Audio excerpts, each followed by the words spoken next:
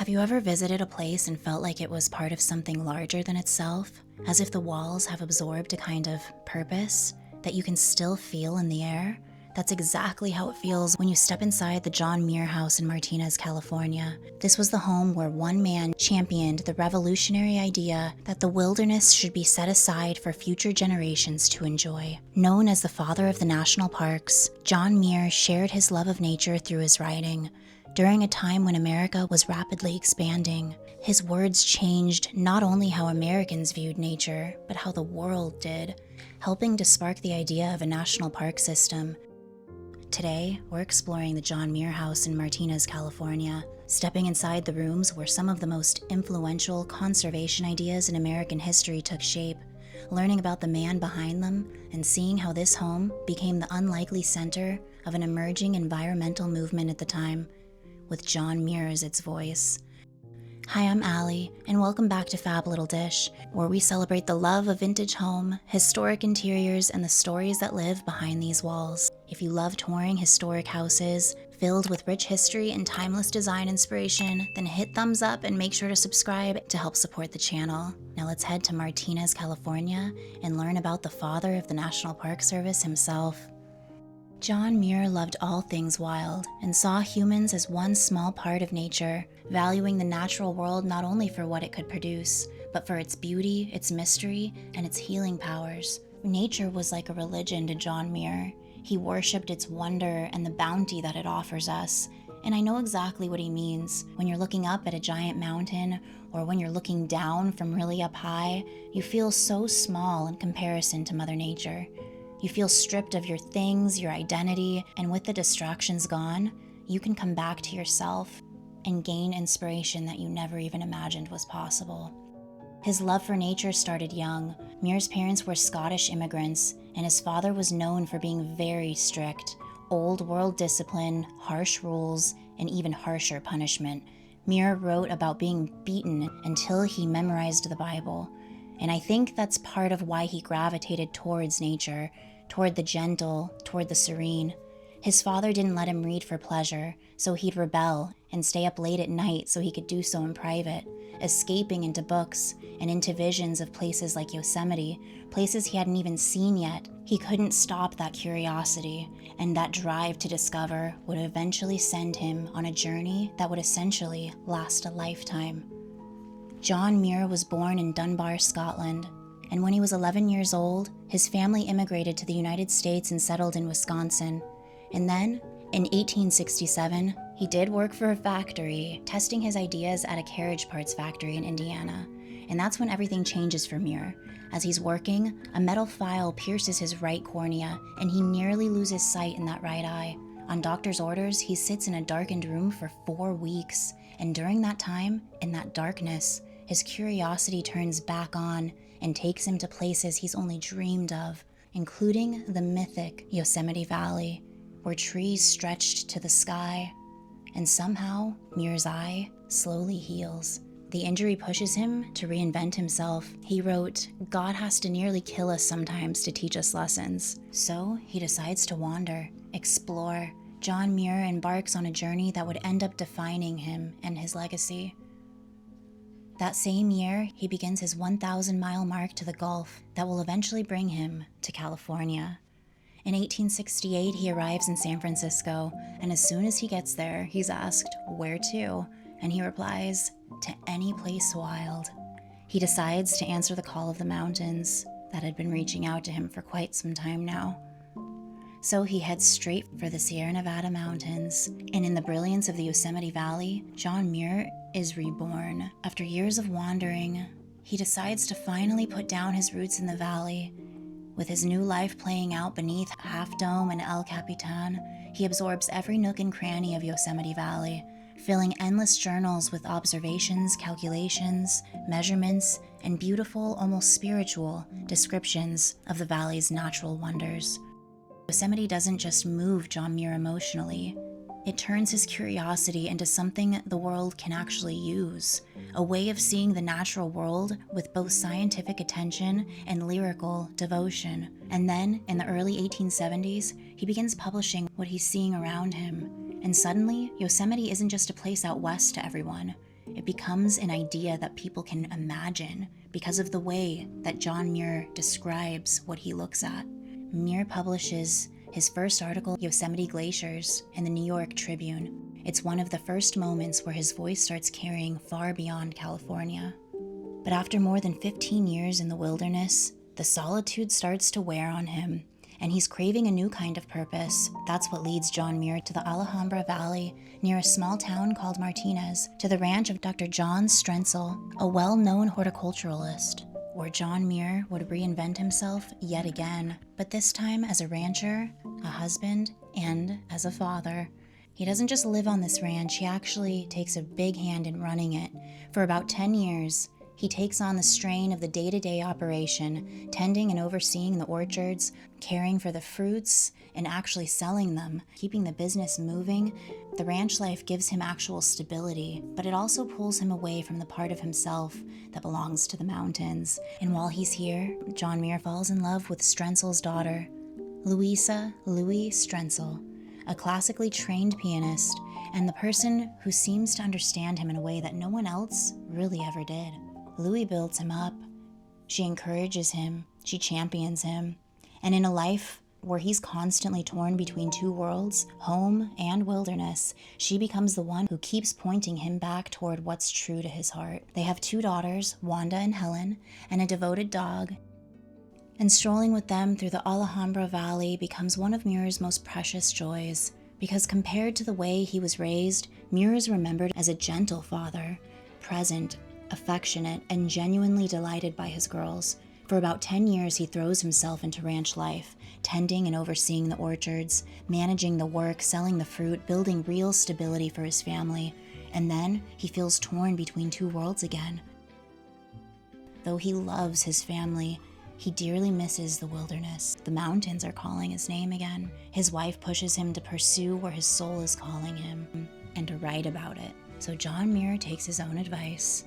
The mountains are calling, and I must go. In 1889, Muir returns to Yosemite Valley, and what he sees leaves him heartbroken. Years earlier, this view left him awestruck, but now he sees devastation in a place that was sacred to him. Yosemite and much of the Sierra looked like a war zone to him, with ancient sequoias being cut for lumber. They even had plans to divert the water from the Sierra Fall. So Muir did exactly what he always did. He writes. He pours his outrage onto paper, and when it appears in Century magazine, his words strike a chord with Americans who are just starting to understand how much could be lost out there. In 1890, after Dr. Strentzel dies, the Muirs move up onto the big house on the hill that would become the unlikely center of an emerging environmental movement, a movement whose leading voice was John Muir's, because from his Scribble den right here, Muir's words begin to change how Americans viewed the wilderness. He even writes, "We cannot save them from fools. Only Uncle Sam can do that." That same year, Congress sets aside more than 1,200 square miles to create Yosemite National Park, but Yosemite Valley and the Mariposa Grove still remained under California's control, and through Muir's constant and continued advocacy, the valley and the grove are finally added back into the park in 1906. Muir is named the first president of the newly formed Sierra Club, with him being the inspiration. Politicians seek his counsel, and in 1903, President Theodore Roosevelt asks Muir to personally guide him through Yosemite. He wanted to see Yosemite through John Muir's eyes and how he viewed everything around him. The trip began in Mariposa Grove and moved through the high country and through the valley. For days, they walked and camped together, and Muir used the time wisely to get the president to fall in love with nature just as John Muir, and that he did. The 2 of them shared such an incredible bond as a result of this trip. But what makes this a little heartbreaking is what comes later, because it doesn't test Muir. Muir never wavers. It tests what Roosevelt believed in, and whether that belief could hold when the pressure of a growing nation started demanding compromises. Because just a few years earlier, in 1901, San Francisco officials begin formally pursuing rights to Dam Hetch Hetchy for drinking water, and Muir fights it with everything he has, pouring his voice, his heart, and his soul into a cause that feels impossibly lonely. Even his allies drift away from him. Public sentiment splits, and from here, back home in Martinez, you can imagine what that would have felt like to watch the world around you that you love so dearly crumble. Muir loses the battle with Hetchechi, and many say he died of a broken heart. His daughters grow up and leave. He's left in an empty home with his wife, and in 1905, his beloved Louis passes away, the person who understood and knew him best. Lonely once again, Muir knows that his life is coming to an end. And on Christmas Eve, 1914, John Muir dies in Los Angeles of pneumonia, and it really does feel like he slips away, carrying that heartbreak with him. Built in 1882, this 17-room, 10,000 square foot Italianate mansion might seem like the opposite of what you'd expect from the man who loved sleeping under the stars. But Muir didn't build this world. He stepped into it through the Strentzel family, not knowing at the time that it would eventually become part of his own legacy. The home was built by Dr. John Strentzel, his wife Louie's father. Once they inherited the home from Dr. Strentzel, this became John Muir's home for the last 24 years of his life, the only real home he ever knew, aside from the one he grew up in, and the place where he did the majority of his writing. Dr. John Strentzel was part of those early days of California horticulture, helping to figure out which varieties actually thrived in this climate, and building a fruit ranch that would eventually stretch across the valley. So when he designed this home in 1882, he designed it around the land.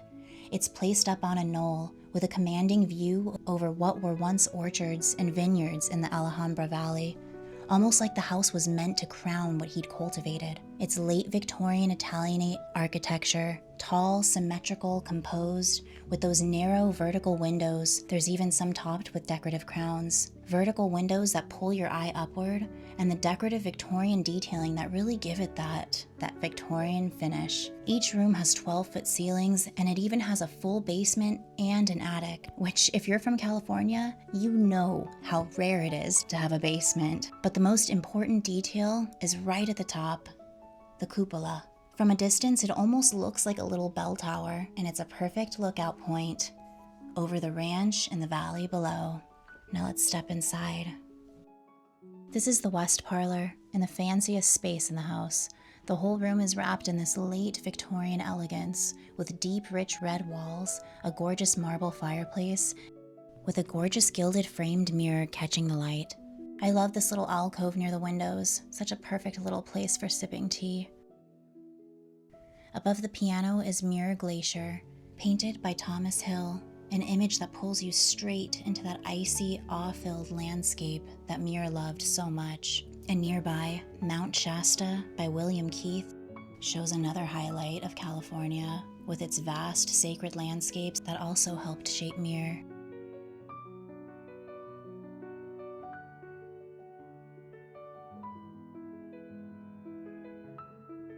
Louis Muir was a trained pianist, and this parlor was her sanctuary, a room built for music and family. She had a baby Steinway piano right here where this one sits. The piano in the west parlor today belonged to a local Martinez music teacher who lived in the area in the 1880s, but it provides us with a nice visual of what took center stage in this room when the family lived here. Music, the passion that Louis cherished, just as her husband cherished his passions in the outdoors. To the right is a display cabinet featuring maps, land deeds, and paperwork that traces how much this ranch was built and expanded upon. Martinez wasn't just a detour for Muir, it was his home base, the place he returned to after answering his calls from the wild.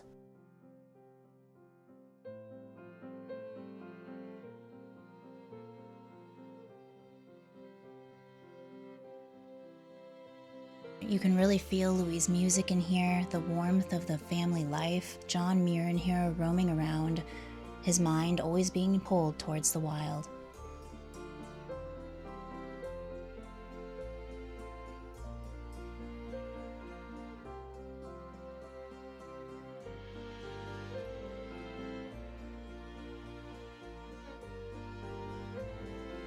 And this is Dr. Strentzel's study. And in this space, the mood instantly shifts into something that feels personal to a different but equally important man in this home's history. On our way over there, between both spaces are these sliding pocket doors, which are original to the house and they still operate today. I always love seeing these in historic homes, especially when they still work. The way that privacy was built into the architecture itself in these historic homes is really just a practical use of space. You could close off the world in seconds and create a space meant for focus, which this room definitely required. Because right away there's a serious yet studious undertone to this room. The dark wood paneling that extends to the ceiling really deepens the mood in here, creating a space that's very masculine in tone.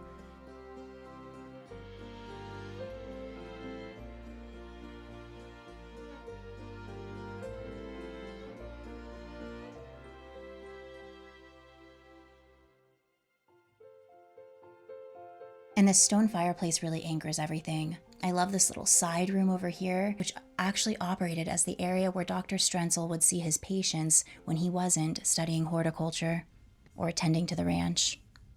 And of course, we see landscape paintings throughout, little reminders of the beauty waiting just beyond these walls. The room functioned as Dr. Strentzel's office and his library, the place where he managed both the ranch and his orchards. Dr. Strentzel has an interesting story himself. He was born in Poland and came to the United States in the 1840s, settling in Texas before meeting Louisiana Irwin.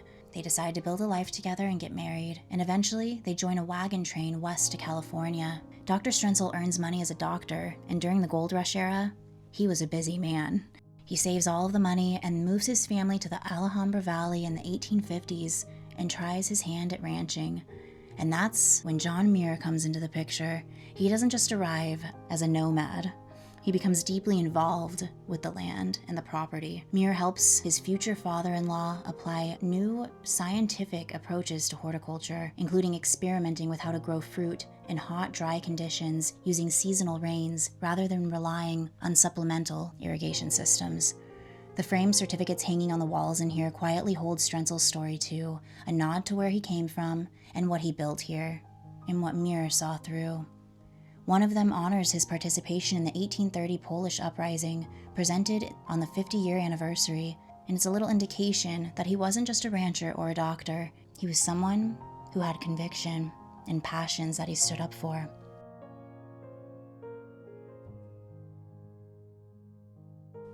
The ranch becomes the bridge between them and the foundation underneath Muir's larger work. Muir proves himself as an accomplished orchardist, rancher, and businessman, and you almost can feel that maybe this is the conversation where John Muir asked for Dr. Strentzel's daughter's hand in marriage, and I'm sure he was elated when he asked. And even though he was fully embraced before into their family, this would make it official.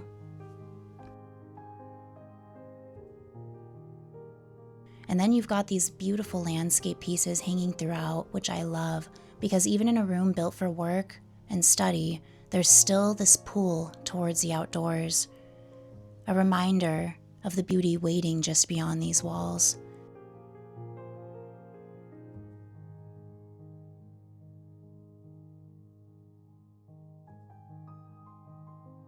I can see where Dr. Strentzel and John Muir would have gotten along, and where he would have been almost like a father figure in many ways, the one with the more gentle side, who also felt that same pull towards nature that John Muir always did.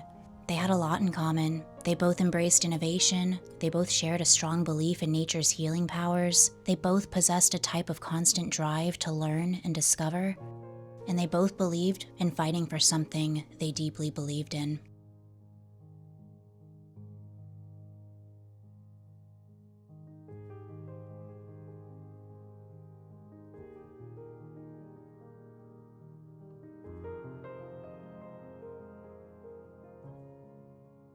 And I just love these shutters with their original hardware. It's really all in the details in these historic houses.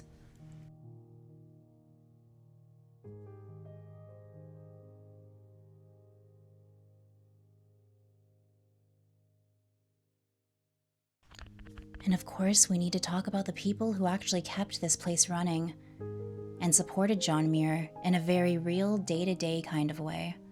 Here we are in the kitchen. This is where the life of the house really took place. This space would have been in constant motion, cooking, cleaning, preserving food from the ranch, baking, all of it every single day. And all of it happening before electricity. At the time, this house wasn't wired for it yet. And the man who led the show in here was Ah Fong, who immigrated to the United States from China and worked here as the Strentzel family's cook for 17 years. And he wasn't alone here. Many of the laborers who maintained and harvested the orchards on this ranch were also Chinese immigrants. But Ah Fong lived and worked here in the main house, right here in the center of it all, meaning he was trusted, which was everything in this world.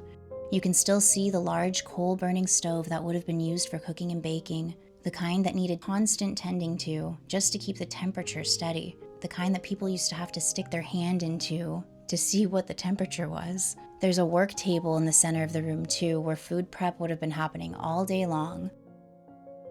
Storage cabinets lining the walls here were filled with dry goods, tools, and whatever needed to be right handy within one's reach.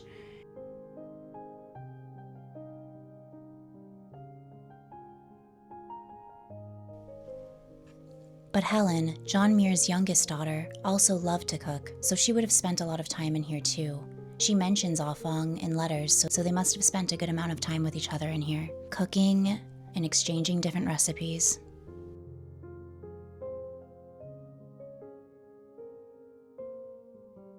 There's also a lot of windows in here to allow natural lighting, because again, this is before electricity, and natural light really mattered in any kind of workspace.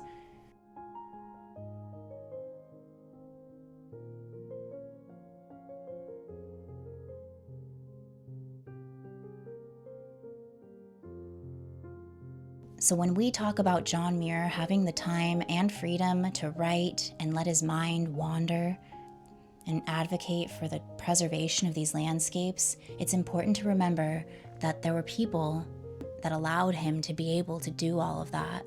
There were a lot of people that carried the practical weight of some of the things within John Muir's daily life, which allowed him to have more time to explore, learn, travel, and let his mind grow.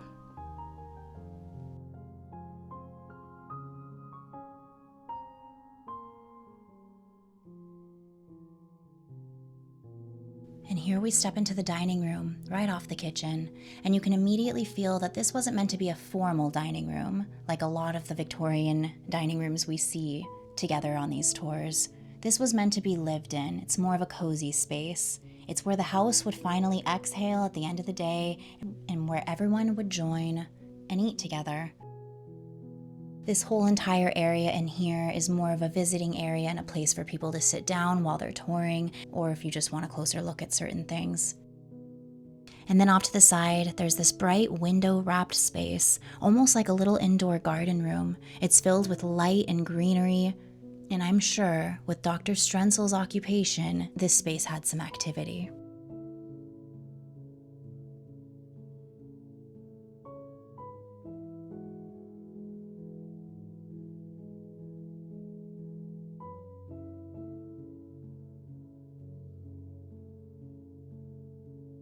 This is the East Parlor, and it's one of the only spaces in the house that was ever semi-remodeled.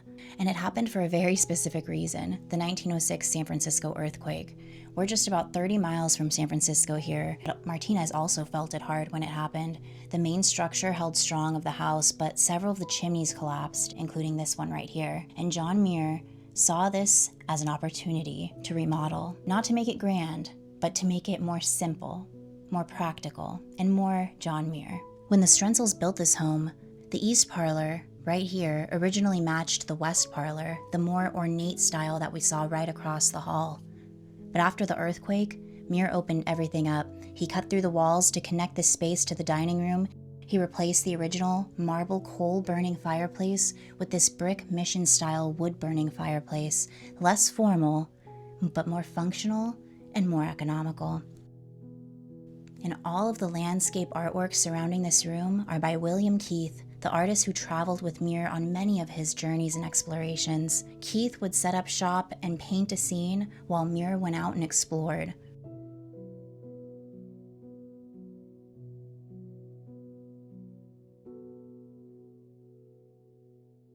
over here to the right, there's a display cabinet filled with a whole bunch of things dedicated to John Muir's legacy.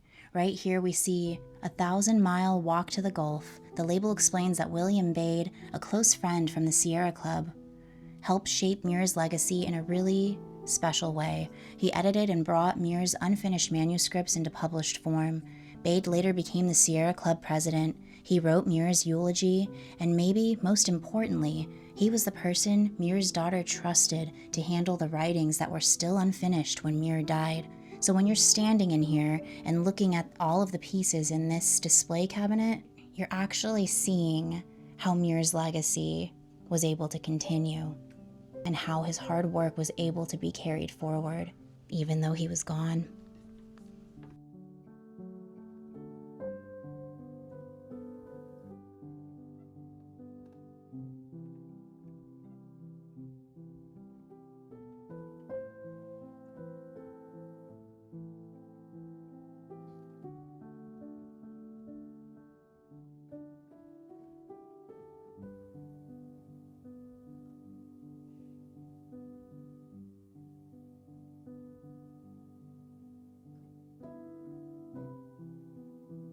This was the guest bedroom, and the guest room here wasn't just a quick overnight kind of space. It was where family and friends would stay for weeks, even months at a time. It took a long time for people to get places back then, and John Muir had a big family, 5 sisters and 2 brothers, and as adults, they were scattered all over the country, so visits would be often here, and they would also be a really big deal, especially to somebody who valued family as much as John Muir did. Someone who stayed in this room often and visited was his sister Mary. Mary Muir Hand was an accomplished artist, and she actually painted the portrait of John Muir that's displayed in this room.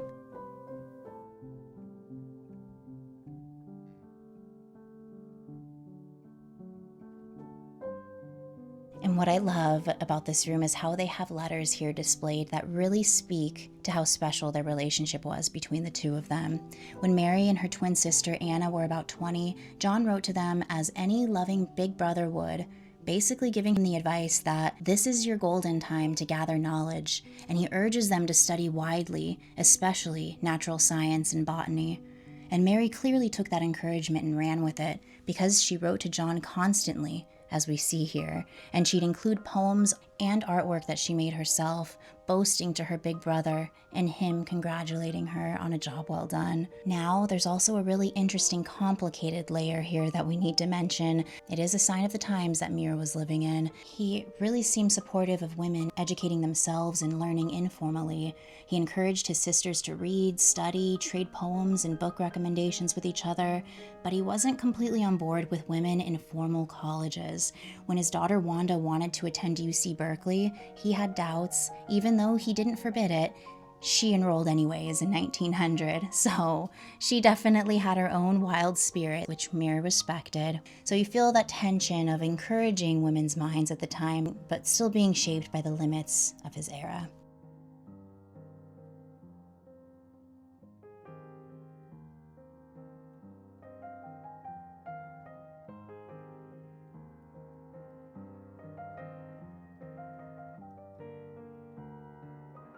This is the bedroom that Wanda and Helen, John Muir's daughters, grew up in. Their view outside the window here changed in 1900 when the Santa Fe Railway train trestle bridge was built. The railroad crossed the Muir property, and John Muir sold the easement for $10 and a lifetime pass on the railroad. By 1901, Wanda had left for college, which meant that Helen had the room all to herself, and she decided to decorate it in her own way. We see her taste and style in the wallpaper choice around us, and also in all of the locomotive pictures that we see in this space.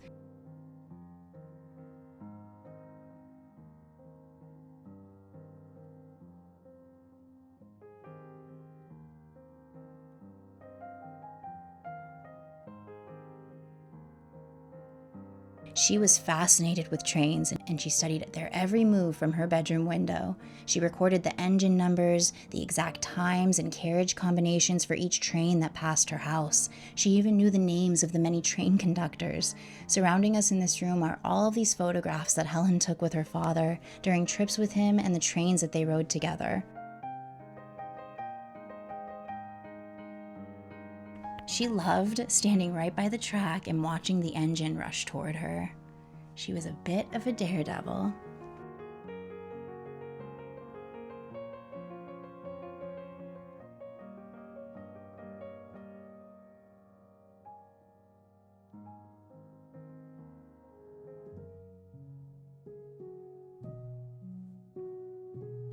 And then, connected right here, we step into John Muir's bedroom. It feels quiet, lived in, and very personal in here. John Muir liked to wake up early, really early, and on most mornings, he looked right out this window, and it would be the first view he would see each day. When he was young, he worked sunrise to sunset on the family farm, which trained him to be an early riser. To make time for the things he really cared about, he knew that he had to get up early. He even invented a bed with a timer that would tip him right out of bed onto the floor, and you definitely wouldn't be able to sleep in with that. Later in life, he preferred that there were no curtains on the windows to his bedroom so that he could be awakened daily by the rising sun.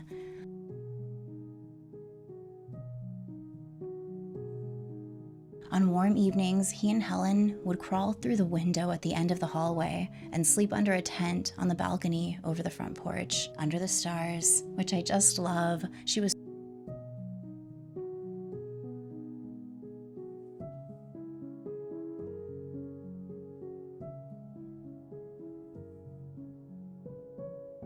And right here on display, there's a letter from April 1911, where he tells his sister Mary that he's planning a long trip to South America, but he isn't sure when he'll leave because he first needs to go to Washington, D.C. to meet with the president and lawmakers about national park affairs. Such a great little peek into his mind at the time.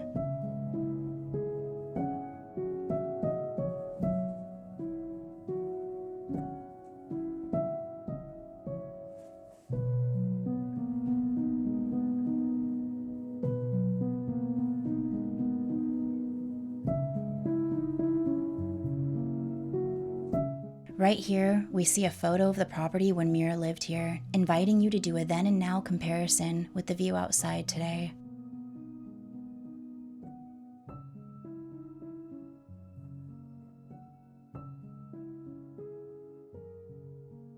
And here's a photo of when Muir would sleep out here sometimes. Nature was always calling his name, even when he was trying to sleep at home.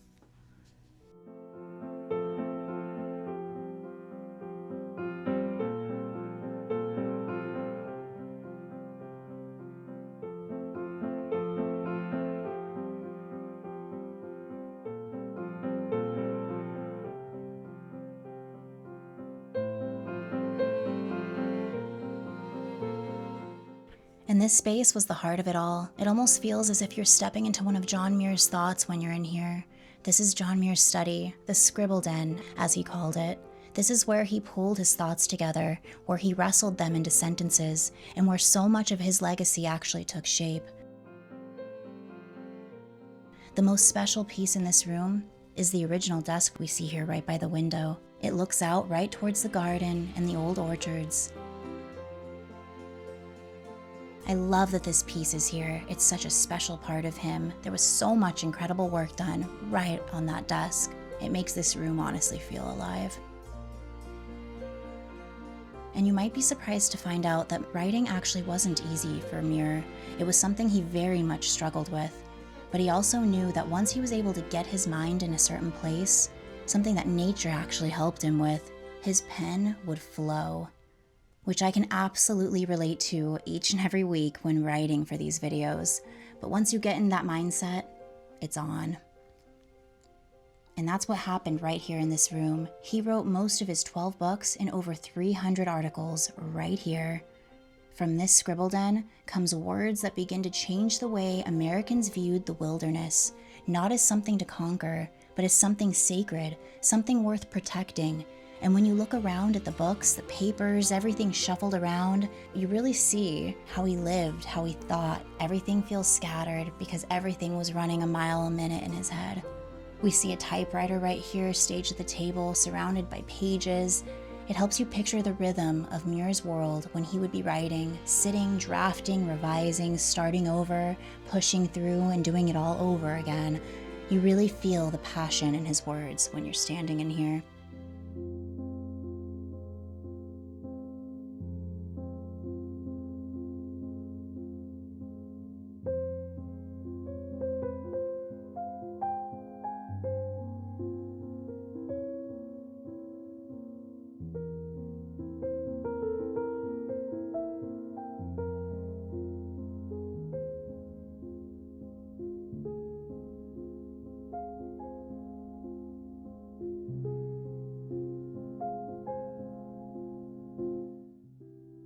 And over here in the display case, we see early editions of the Sierra Club Bulletin and a label explaining that Muir co-founded the Sierra Club in 1892, and that the bulletin began in 1893, covering conservation and environmental issues that Muir was leading the charge on. There's an inscription on the copy of the Mountains of California. His signature is right here on the page. It's really special to see his name pen to paper right here in front of you. The exhibit shifts a bit. It gets heavier because this is where there's a little display talking about the fight that haunted him, Hetch Hetchy, and laying out what Muir was up against. A proposal to dam a valley inside Yosemite. Muir campaigns against it the way he always did, by writing articles, letters, appeals over and over, because he believed that if people could see what was at stake, they would not let it happen. It just wasn't possible. It becomes one of the most important conservation debates in American history. Preservation versus use. What do we protect and what do we justify sacrificing? And then you see the part that makes it feel so sad and real. The letter. There's a label that explains on September 9th, 1907, Muir wrote to President Theodore Roosevelt asking him to intervene and deny the dam application. And it references their friendship from camping together in Yosemite and the bond that they formed together during that trip. And then we see Roosevelt's response itself from the White House, dated September 16, 1907, addressed to Muir in Martinez, California. Roosevelt's signature is right here at the bottom. It feels cold. And it's a moment you can feel how hard it is to protect something beautiful and special once it gets pulled into politics.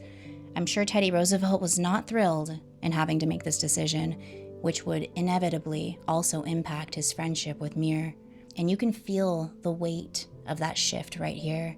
Muir back in this room, writing to someone he trusted, trying to save a place that he considered sacred, and realizing that progress meant sacrifice, with Mother Nature inevitably and unfortunately being the one to have to pay for it.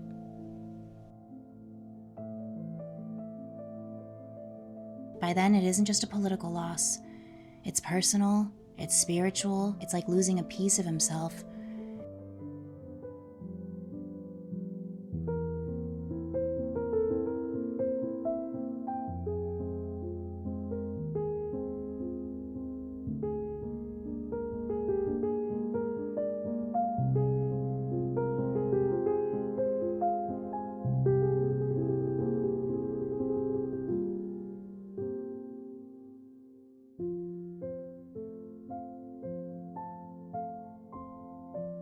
And then we step into what's now the exhibit room. This space has a really interesting story. It was once a bedroom, more than likely used by Louis when the family was living here.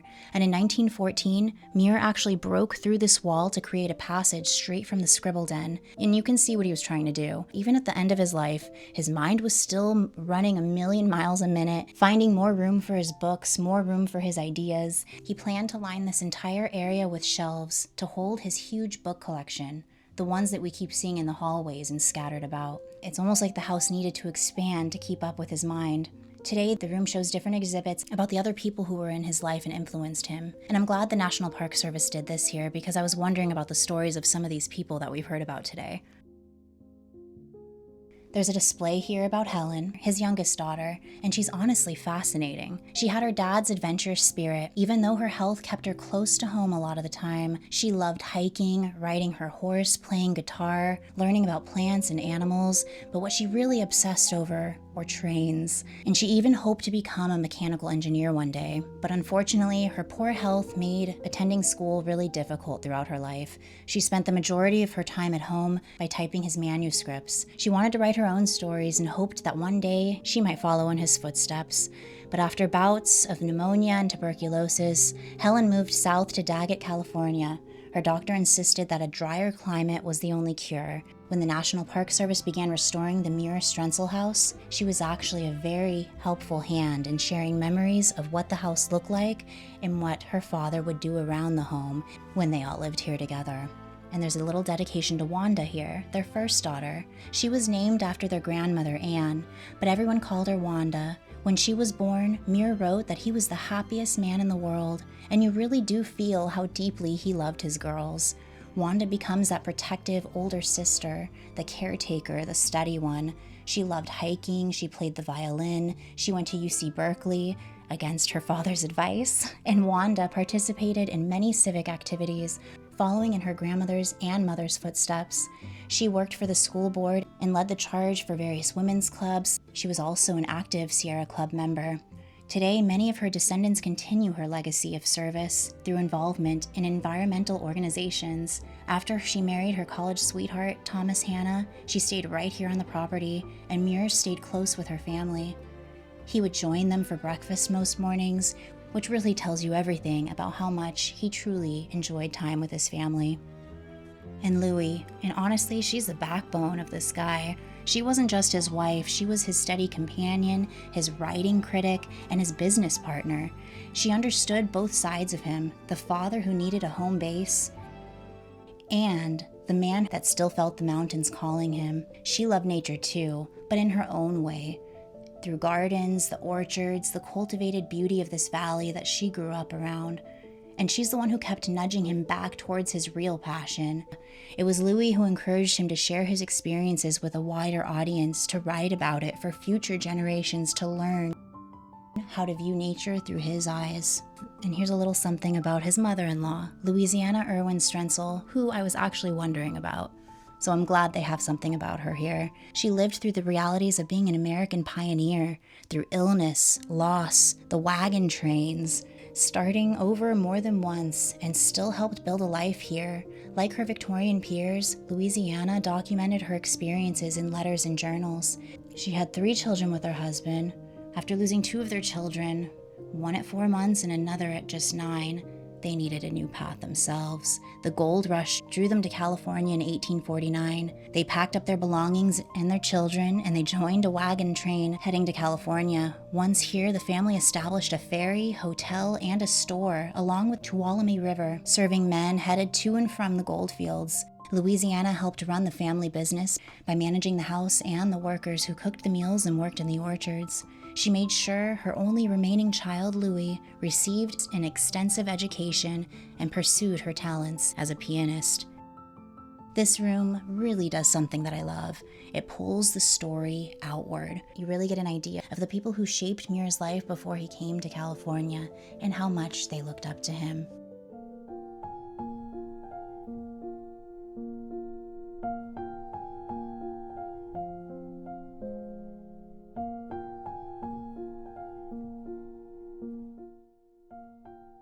And here we are in the attic, an attic like this, and I love an old attic like this. It really shows a hidden layer of a house. The one where everything gets tucked away, the pieces that were too good to let go of but didn't really have a place anywhere in the house. There's displays throughout here that pay tribute to John Muir.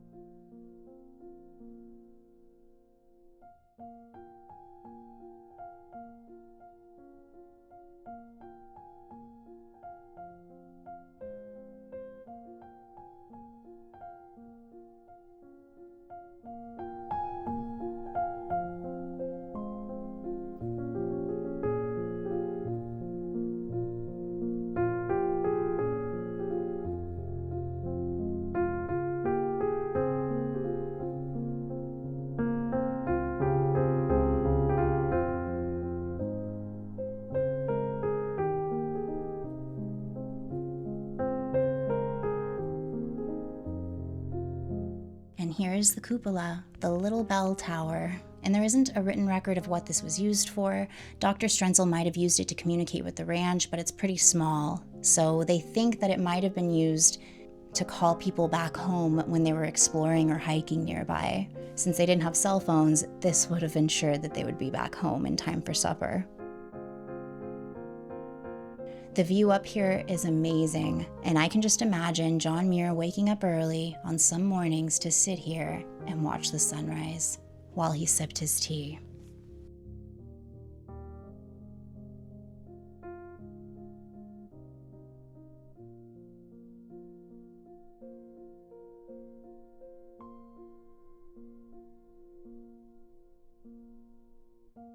John Muir died on December 24th, 1914. The crowning achievement of his life comes just 2 years after his death. In 1916, the National Park Service is created, building on the very idea Muir spent his whole life pushing forward, the idea that wild places deserve protection simply because they're sacred, and because future generations also deserve to see what we're seeing. Today, the National Park System spans 433 sites and more than 85 million acres, and it continues to expand. When you think about that scale, it's impossible not to trace it back to the one person who refused to stop giving Mother Nature a voice. Even though John Muir lost his battle in Hetch Hetchy, his relentless fight for it sparked something in people. It mobilized a generation to protect America's natural treasures before they disappeared. And in that legacy, he became known as the father of the National Park Service that we all know today. Leaving this house hits me differently than most we've toured together. I feel that same pull towards nature that defined John Muir, that quiet reminder to go outside more, to wander, to recenter, and to appreciate what he fought so hard to protect. And this home stands as proof that one voice can matter, that an idea can grow tall with faith and time. Here, John Muir changed the world with his words, and out there, John Muir is still doing what he's always done. He's calling us back to what's wild, to the mountains, the trees, the sky, the silence, and reminding us that the world isn't something just to be used. It's something to cherish. And if we allow it to, nature can still do the same thing for us that it did for John Muir. A big thank you to the National Park Service for the constant preservation work you do on a day-to-day basis to keep this place alive as a living testament to the father of the National Park System. I hope you enjoyed touring the John Muir House with me today and learning about the man who completely devoted his life to the lessons of the wilderness. If you enjoyed this video, make sure to hit thumbs up, consider joining our community, and make sure to subscribe in an effort to educate the world about our beautiful historic homes across America. Until next week, my friends, take a walk outside for John Muir and keep enjoying the beauty of vintage home. Au revoir.